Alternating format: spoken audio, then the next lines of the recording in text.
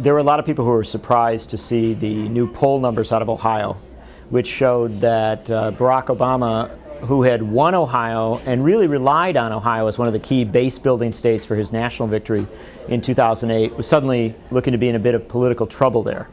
And those of us who cover employment issues weren't particularly surprised, because Ohio, Michigan, Indiana, to a lesser extent a couple of other Midwestern states, have just been obliterated employment-wise. They're losing jobs at what can best be described as a hemorrhaging rate.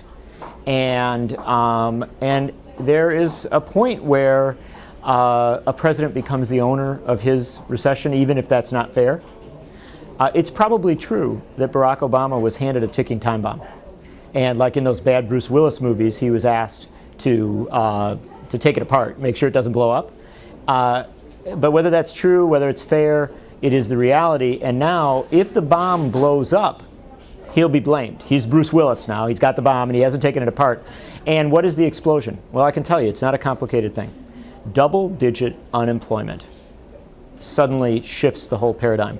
There's a lot of research, the University of California and other places have done this, that shows that each point of unemployment that you go above 10% shifts the focus of the population more and more away from other measures of the economy. People stop focusing on the stock market. They stop focusing on the economic indicators, all those numbers we hear, every night on the news, and they go over toward that unemployment figure. And as it goes to 12, 13, 14%, which is very possible, they begin to get increasingly agitated and frightened. And it's not a complicated thing to understand. When you're at 10%, if you're in a room and there's 10 people, one of you is unemployed.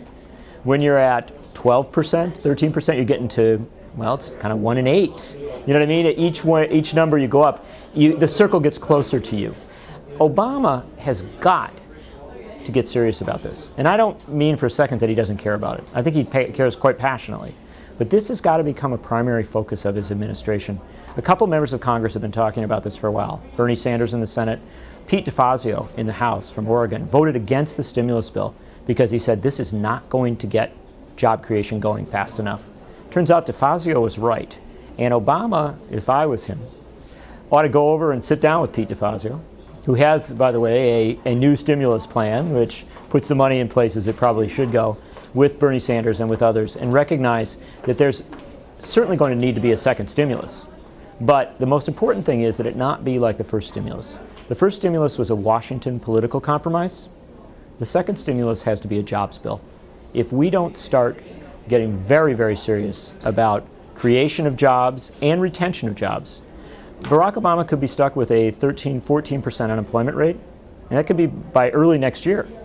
And I got to tell you something. A president with a 13, 14% unemployment rate doesn't have any other issue, period.